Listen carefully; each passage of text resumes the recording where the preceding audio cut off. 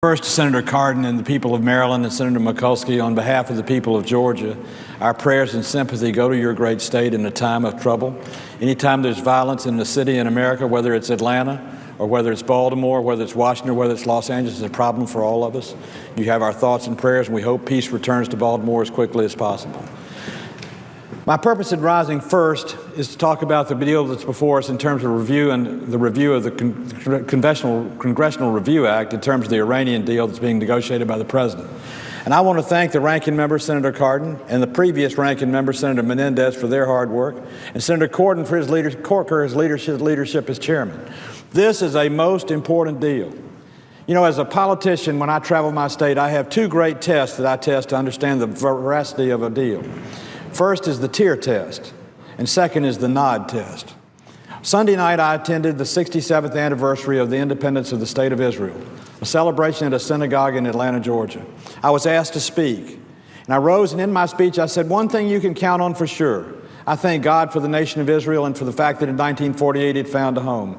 But equally, I thank God for the fact that I serve in the United States Senate. I'm going to have a vote over a congressional review of any deal made with Iran, and I promise the people of Israel, no deal with the Iranians will be mentioned or be agreed to as long as I have anything to say about it, as long as the people of Israel are not respected, protected, and honored by not only us, but by the people of Iran as well. That's essential to me, and I think this Review Act gives us the opportunity to do that.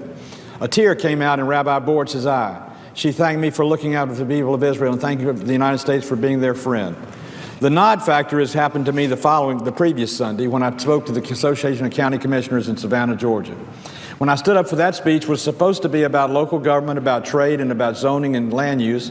Instead, I opened up by saying, I just want everybody in the audience to know whether you have an interest or not in the Iranian nuclear deal that's being negotiated by the President. I, as your senator, promise you there will be no deal unless we have congressional oversight, congressional review, and a congressional vote.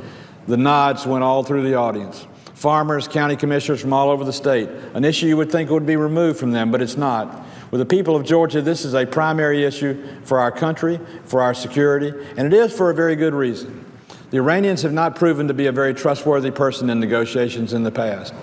And I want to thank Senator Cardin and Senator Corker for their agreement to put language in this bill that reports the sense of the Senate in terms of the value of the hostages that were held by the Iranian government in 1979 and 1980. You know, a lot of people have forgotten what happened in 1979.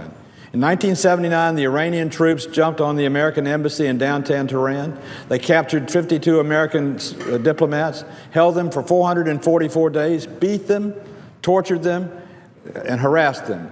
They finally let them go shortly before the swearing in of President Ronald Reagan as President of the United States. And when they did, President Carter negotiated the Algerian Accords, which said that the Iranians would release these hostages, but that the Iranians would never be held accountable to pay those hostages any reparations. So we negotiated away from them what almost every other hostage has ever gotten, and that is reparations from their captives. So I introduced in the committee sense of the Senate legislation that says the Iranians should pay, and the sanctions money that's been paid under the previous sanctions bill that's now in place should be used to pay those hostages and their families and the survivors. 44 of them are left. Some have committed suicide, some died of natural causes, but all of them were tortured, beaten, and badly abused in 1979 and 1980. We owe it to those Americans to look out for them. We owe it to them to make sure they're compensated, and we owe it to make sure it comes from the money that would have gone to the Iranians that was taken in the penalties for doing business with Iran under the sanctions legislation. Senator Corker and Senator Cardin have done an outstanding job. They've done a job of crafting legislation that represents the best interest of the country, the United States, but also the best interest of our people. And I want everybody to understand one thing loud and clear. You can call it an executive order. You can call it a treaty. You can call it a wink and a nod. It is the single most important vote any member of this Senate is going to take in a long, long time.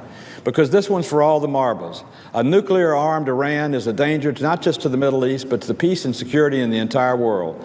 Giving the Senate and the House oversight on this agreement is absolutely essential to the American people so they know that they have oversight. We are the eyes, we are the ears, and we are the conscience of the people we represent. And I can tell you from the winking and the nodding theory that I have and from the tears that I saw shed by the people of Israel Sunday night, this treaty is important to the United States of America, it's important to the world, and it's important to see to it that the Congressional Review action takes place and this bill passes. And I commend Senator Corker and his leadership, and I commend Senator Cardin, and I commend Senator Menendez, the previous ranking member, of the work he did to see to it that happens.